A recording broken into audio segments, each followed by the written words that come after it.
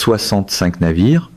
Ce nombre se trouve en ce moment même dans une zone de tir et presque personne dans la couverture internationale de ce conflit n'a pris le temps d'expliquer ce que cela signifie réellement. Il ne s'agit pas de 65 navires qui seraient simplement menacés. Il ne s'agit pas de 65 navires qui pourraient courir un risque si la situation se détériorait. Il s'agit de 65 navires commerciaux qui ont été officiellement autorisés par le gouvernement des États-Unis à transiter par le détroit d'Ormuz dans le cadre du programme Project Freedom. Ils ont reçu leurs autorisations. Ils ont été planifiés, coordonnés et inscrits sur un manifeste que Washington a approuvé et annoncé. Et ils se trouvent maintenant à l'intérieur d'une zone géographique que l'Iran vient de redessiner du jour au lendemain. Pas métaphoriquement, littéralement. Le corps des gardiens de la Révolution islamique a publié une nouvelle carte le 12 mai 2026. Un document officiel de délimitation maritime, une zone opérationnelle déclarée avec des coordonnées. Et le corridor que ces 65 navires approuvés sont censés emprunter traverse directement le centre de ce que l'Iran appelle maintenant sa zone d'exclusion militaire exclusive.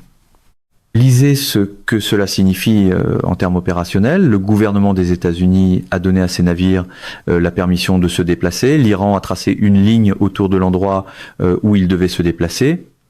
Et maintenant, 65 navires se trouvent à l'intersection d'une approbation américaine et d'une interdiction iranienne, dans des eaux où les deux gouvernements revendiquent simultanément une autorité, pendant que l'architecture de défense côtière des gardiens de la Révolution surveille depuis la rive nord et que les destroyers américains maintiennent leur position dans le Golfe. C'est pas un désaccord diplomatique abstrait sur les droits de navigation. C'est une confrontation physique entre deux revendications juridictionnelles incompatibles qui se déroulent en ce moment même dans les 20 et 1 mille d'océans les plus importants de la planète. Et les 65 navires pris entre ces revendications ne sont pas des actifs navals dotés de systèmes défensifs et de règles d'engagement. Ce sont des cargos, des pétroliers et des porte-conteneurs avec des équipages civils qui se trouvent maintenant dans une géographie qu'un gouvernement a déclarée sûre d'accès, tandis qu'un autre vient d'annoncer qu'il la traiterait comme une zone militaire hostile. Permettez-moi de présenter l'image complète de ce que contient réellement la nouvelle carte iranienne. Car la couverture de sa publication l'a décrite comme un différend frontalier ou une revendication de navigation, alors qu'il s'agit de quelque chose de beaucoup plus précis et de beaucoup plus dangereux que ces deux cadres d'analyse ne le laissent entendre. La carte publiée par les canaux officiels de la Marine du Corps, des gardiens de la Révolution islamique, et confirmée par plusieurs services régionaux de renseignement maritime, désigne une zone qui s'étend depuis les voies maritimes côtières du sud de l'Iran jusqu'au détroit d'Ormuz. Les coordonnées de cette zone ne couvrent pas seulement les approches des ports iraniens et les eaux côtières peu profondes où les opérations de pose de mines se sont concentrées. Elles couvrent aussi la principale voie maritime vers l'ouest, celle que les navires commerciaux empruntent lorsqu'ils sortent du golfe Persique en direction du golfe d'Oman et de l'océan Indien. Il ne s'agit pas d'une revendication d'eau territoriale. Les eaux territoriales de l'Iran sont définies depuis des décennies et ne sont pas contestées dans le cadre existant. Il s'agit d'une revendication de zone opérationnelle militaire, le type de déclaration que les États font lorsqu'ils entendent considérer toute activité dans une zone désignée comme menaçante et y répondre en conséquence sans autre avertissement. Le document du corps des gardiens de la Révolution islamique qui accompagnait la carte emploi un langage que les juristes militaires qualifient d'avertissement d'intention hostile. Les navires qui entrent dans la zone sans coordination avec le corps des gardiens de la Révolution islamique, par les canaux de la Persian Gulf Strait Authority, l'autorité iranienne du détroit du golfe Persique, seront considérés comme potentiellement hostiles. Les navires qui ne répondent pas aux communications du corps des gardiens de la Révolution islamique, dans un délai déterminé, seront susceptibles d'être interceptés. Et le document précise que le corps se réserve le droit de déterminer ce qui constitue une menace dans la zone selon son propre jugement opérationnel, sans obligation d'engagement préalable ni d'avertissement au-delà de la publication de la carte elle-même. La publication de la carte est l'avertissement. Chaque navire qui entre dans la zone après sa publication a été averti. Voilà la logique juridique et opérationnelle que l'Iran construit autour de ce qu'il vient d'annoncer. Et 65 navires approuvés par Washington avant que la carte n'existe se trouvent maintenant à l'intérieur de cette zone.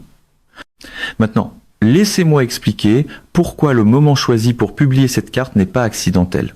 Et pourquoi comprendre ce que l'Iran observait lorsqu'il a décidé de redessiner la frontière maritime, dit tout sur le calcul stratégique derrière ce geste. La carte est apparue dans les 48 heures, suivant 3 développements précis que l'architecture de renseignement des gardiens de la Révolution aurait suivi en temps réel.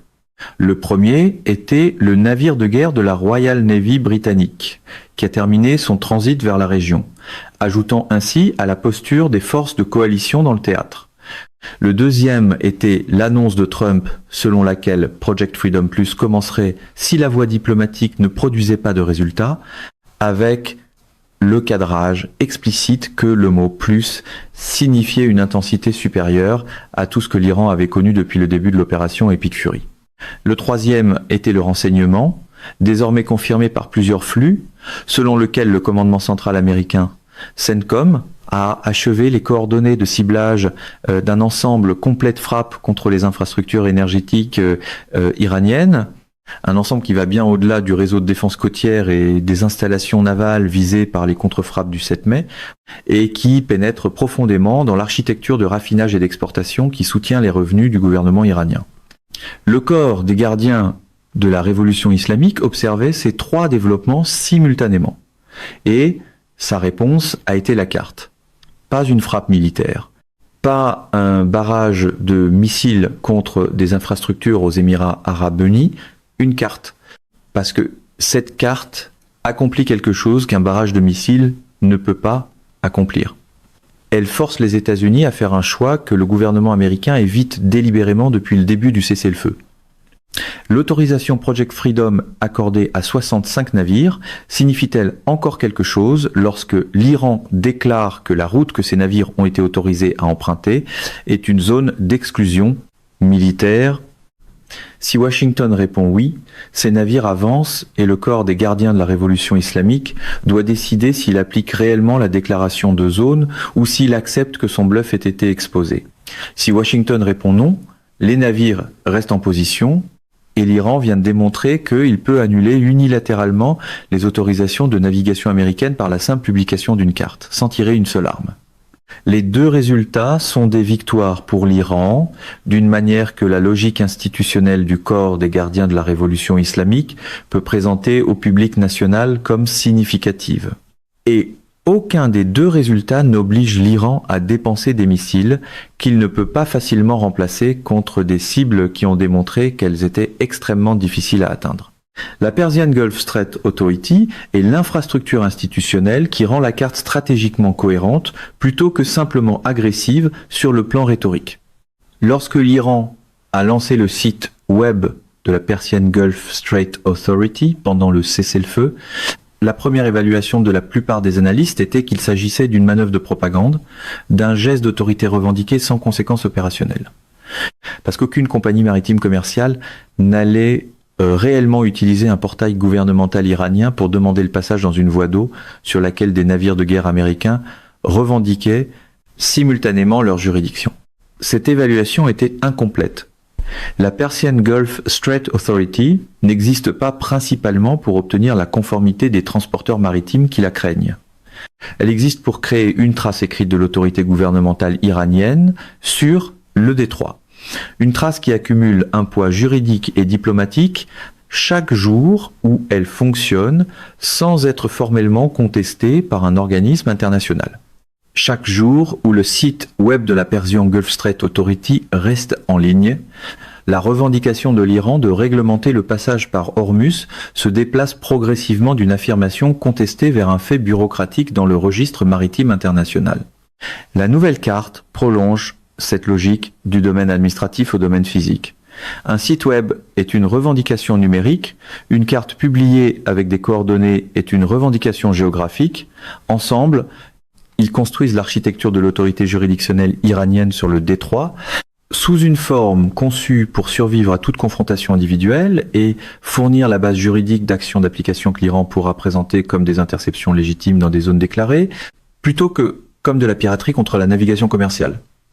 L'évaluation du renseignement publiée le 13 mai 2026, citant des conclusions classifiées de la CIA tirées plus tôt ce mois-ci d'images satellites et de multiples flux de surveillance, ne décrit pas une campagne militaire qui aurait dégradé la capacité balistique iranienne.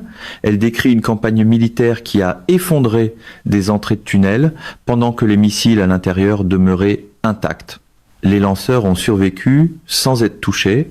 Et les unités du génie que l'Iran a précisément conçues et entraînées pour ce scénario exact sont arrivées en quelques jours avec des bulldozers, des chargeuses frontales et des camions-bennes, puis les ont dégagées de nouveau. 90% des installations souterraines iraniennes de stockage et de lancement de missiles à l'échelle nationale sont maintenant évaluées comme partiellement ou pleinement opérationnelles. L'administration Trump a dit aux Américains que l'armée iranienne avait été décimée et rendue incapable de combattre efficacement pour les années à venir. Les agences de renseignement américaines disent aux décideurs quelque chose qui n'a aucun recoupement avec cette description. Et l'écart entre ce qui a été dit publiquement et ce que les évaluations classifiées montrent réellement n'est pas un écart d'accent ou de cadrage. C'est un écart entre le récit et la réalité opérationnelle que les images satellites documentent en temps réel. Permettez-moi de présenter ce que décrit réellement le portrait classifié du renseignement, avec la précision que ses implications stratégiques exigent. Parce que le langage précis de l'évaluation est extrêmement important pour comprendre non seulement ce qui s'est passé, mais aussi ce qui pourrait se passer ensuite dans un conflit qui demeure non résolu et toujours actif. Le reportage du New York Times, fondé sur plusieurs personnes ayant connaissance d'évaluations produites plus tôt ce mois-ci, affirme que l'Iran a retrouvé l'accès à environ 90% de ses installations souterraines de stockage et de lancement de missiles à l'échelle nationale, qui sont maintenant considérées comme partiellement ou pleinement opérationnelles. Mais le détail qui menace le plus directement les forces navales américaines dans le détroit d'Ormuz n'est pas le chiffre national, c'est la ventilation propre à Ormuz. L'Iran a rétabli l'accès opérationnel à 30 des 33 sites de missiles qu'il maintient le long du détroit. Des sites capables de cibler des navires de guerre américains. Des sites capables de cibler des pétroliers traversant le corridor qui gère 25% du commerce mondial du pétrole et 20% du gaz naturel liquéfié mondial. 3 sites demeurent complètement inaccessibles, 30 sont de retour. Les capacités iraniennes les plus directement pertinentes pour la confrontation militaire qui définit ce conflit depuis le 28 février, les moyens qui posent la menace la plus immédiate aux destroyers américains à l'intérieur du golfe Persique et au groupe aéronaval en mer d'Arabie, sont de nouveau opérationnels à un taux de 91%. Et le porte-parole par intérim du Pentagone a répondu aux conclusions du renseignement, non pas en abordant leur contenu, mais en attaquant les journalistes qui les rapportaient, qualifiant la couverture de honteuse et décrivant le reportage comme agissant comme des agents de relations publiques pour le régime iranien. Cette réponse en dit autant sur l'exactitude de l'évaluation que n'importe quelle analyse indépendante pourrait le faire. Lorsque la réponse officielle à des conclusions du renseignement consiste à attaquer les personnes qui les rapportent, plutôt qu'à expliquer pourquoi les conclusions seraient fausses, les conclusions ne sont pas fausses. Maintenant, laissez-moi vous emmener à l'intérieur de ce que sont réellement les villes de missiles et expliquer pourquoi la campagne visant à les sceller allait toujours produire exactement ce résultat. Parce que l'évaluation du renseignement n'est choquante que si l'on ne comprenait pas ce que l'Iran a construit, ni pourquoi cela a été construit de cette manière. Les villes de missiles ne sont pas des bunkers au sens militaire conventionnel, c'est à dire des installations en béton armé qui peuvent être détruites par des munitions pénétrantes suffisamment puissantes. Elles sont creusées dans des montagnes, précisément dans du granit chirou au centre de l'Iran, dans la chaîne des Zagros le long du corridor occidental, dans la chaîne de l'Alborz au nord, et dans les formations sédimentaires et ignées des hautes terres côtières du sud qui surplombent le détroit d'Ormuz. Le granit chirou est l'une des formations rocheuses naturelles les plus dures de la planète.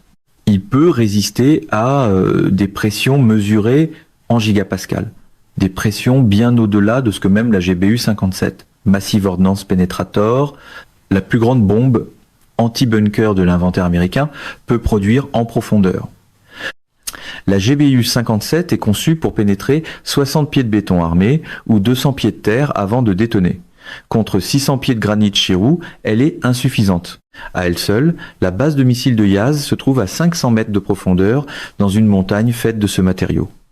L'Institute for the Study of War a documenté que le site de Yazd a été ciblé au moins 6 fois au cours du premier mois du conflit. Il a été ciblé 6 fois et son contenu a survécu parce que la montagne au-dessus n'a pas été détruite. La stratégie de ciblage comprenait la limite de la Massive Ordnance Penetrator et s'y est adaptée. Au lieu d'essayer de détruire ce qui ne pouvait pas être détruit, la campagne a ciblé les entrées, effondré les tunnels d'accès, scellé les sorties et piégé les lanceurs sous terre afin qu'ils ne puissent pas émerger pour tirer. Cette stratégie était solide sur le plan opérationnel comme mesure tactique à court terme. C'était pas une solution permanente parce que les personnes qui ont construit les villes de missiles les ont précisément conçues pour pouvoir être dégagées après exactement ce type d'attaque.